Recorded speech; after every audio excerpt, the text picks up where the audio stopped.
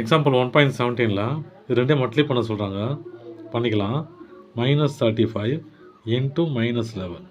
முதல்ல மைனஸையும் மல்டிப்ளை பண்ணிங்க, பின்னாடி பார்த்துக்கலாம், போய் விடுங்க அதை. 1 × 3 1 × 5 5 1 × 3 3, அப்புறம் இந்த 1 1 × 5 5 1 × 3 3. அந்த மைனஸ் ப்ளஸ்லாம் விட்டுருங்க. இந்த ஆன்சர் வரும்போது மட்டும் பண்ணுங்கள். Minus into minus plus. இப்போ அப்படியே ஆட் பண்ணிங்க. இது என்னது 5, இது 8, இது 3. இப்போ பாருங்கள், இது அதே தான் 96 அப்படியே மல்டிப்ளை பண்ணணும். சரிங்களா? 0 × 6 0 0 × 9 0 2 × 6 12 1 2 × 9 18 19.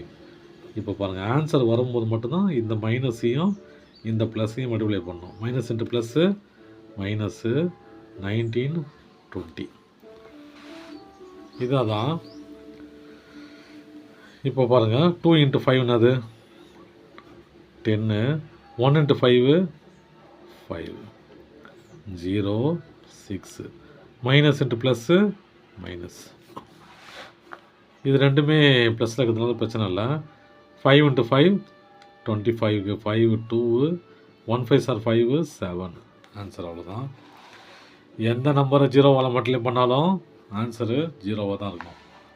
இப்போ இங்கே பாருங்கள், எக்ஸாம்பிள் 1.18ல் பழ வியாபாரி என்ன பண்ணுறாரு, ஒருத்தர் பழம் விற்கிறவர் 1 கிலோவை, இங்கே லாஸ் இல்லையா, 1 கிலோவை 30 ரூபாய்க்கு லாஸ் பண்ண விற்கிறாரு. ஒரு பழத்தை, சரிங்களா, லாஸில் விற்கிறாரு 30 ரூபா. 1 கிலோவை 30 ரூபா ரேட்டில் லாஸில் விற்கிறாரு. அப்போது 3 கிலோ விற்கும் போது எவ்வளோ லாஸ் இருக்கும் அவருக்கு? 3 × 30 90 இல்லையா? அப்போது டோட்டல் லாஸ் எவ்வளோ இருக்குது? 90. இந்த பக்கம் ப்ராஃபிட்டு 1 கிலோவுக்கு அவருக்கு 15 ரூபா ப்ராஃபிட் கிடைக்குது. அப்போ 5 கிலோவுக்கு தான் எவ்வளோ கிடைக்கும்? 5 × 15 75 இல்லையா? அப்போ ப்ராஃபிட் மட்டும் 75. இப்போது சாரி, 90க்கு 900 போட்டேன், தப்பாக போட்டேன், சாரி. இப்போ பாருங்கள், இப்போ லாஸு 90, ப்ராஃபிட்டு 75. ப்ராஃபிட்டாக லாஸான்னு பார்த்தோன்னா லாஸ் தான் இல்லையா? லாஸ் தான் அதிகமாகுது, ப்ராஃபிட் கம்மியாகுது. இங்கே பாருங்கள், 90 - 75 எவ்வளோ வரும்? +90 - 75. கடன் வாங்கினா 10ல் 5 போச்சுன்னா 5, இங்கே 8 இருக்குது 1. சரியா? அப்போது எவ்வளோ லாஸ் அவருக்கு?